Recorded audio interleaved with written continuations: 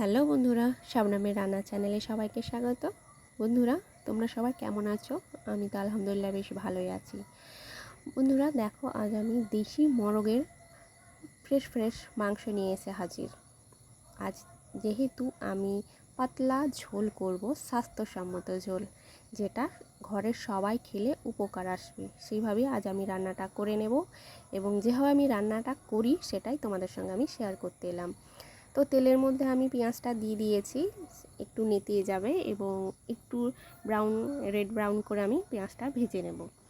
এইদিকে আর একটা আমার কাজ করে নিতে হবে, অনেকটা নেতিয়েও গেছে, এই দেখুন পেঁয়াজটা, তা করতে হোক। আর ওইদিকে আমার একটা কাজ বাকি আছে, সেটা আমি করে নিই।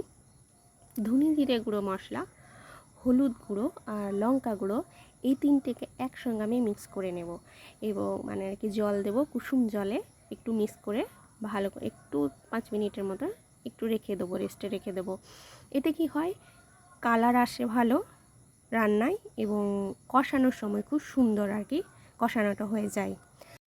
বন্ধুরা, যারা আমার নিত্যদিনের বন্ধু আর কি, যারা আমার নিত্যদিনের ভিডিও দেখেন বা দেখছো, তাদেরকে আমার অনেক অনেক ভালোবাসা, অনেক অনেক শুভেচ্ছা আর রইল তাদের জন্য। এবং তারা অবশ্যই যেন লাইক কমেন্ট শেয়ার অবশ্যই করবে।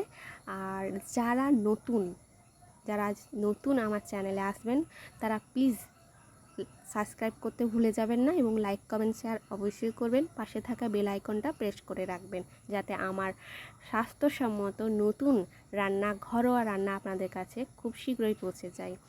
আমি যখনই রান্না করি সেটা চেষ্টা করি, মন থেকে চেষ্টা করি, যেটা আমি ঘরে রান্না করি স্বাস্থ্যসম্মত খাওয়ার যোগ্য, সেইভাবেই আপনাদের সঙ্গে আমি তুলে ধরার চেষ্টা করি এবং সেটাই আপনাদের সঙ্গে শেয়ারও করি।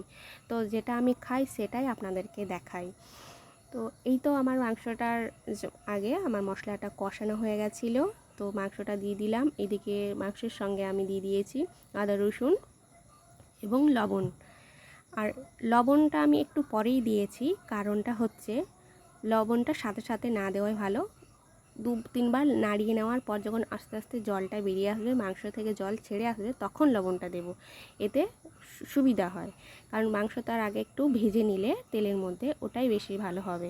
তো আমি অনেকক্ষণ ধরে কষাতে কষাতে যখন এই যে লেগে যাচ্ছে, সেই লেগে যাওয়ার জন্য আমি হালকা হালকা কুসুম জল আর কি, গরম করার জল আমার রেডি সবসময় থাকে এখানে আছে, তো আমি দিয়ে কষিয়ে নিচ্ছি।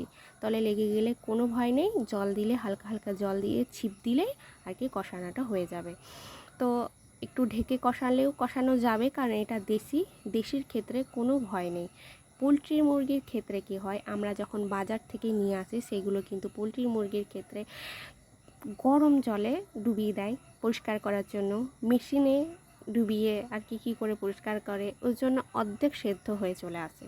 তাই মাংসটার জন্য আমাদের প্রচণ্ড বেগ পেতে হয় রান্নার সময়, যেন ছেড়ে না যায়, লেগে না যায়, বিশাল ব্যাপার। তো যাই হোক, এক্ষেত্রে দেশি, তার জন্য কোনো রকম আমাদের বেগ পেতে হবে না। অনেকক্ষণ ধরে আমি ঢেকে কষিয়েও নিয়েছি, আবার মানে হাই ফ্লেমেও কষিয়েছি এবং জল দিয়ে হালকা করে কষিয়ে যখন আমার হয়ে এসেছে, তখন ঢেকে দিয়েছি।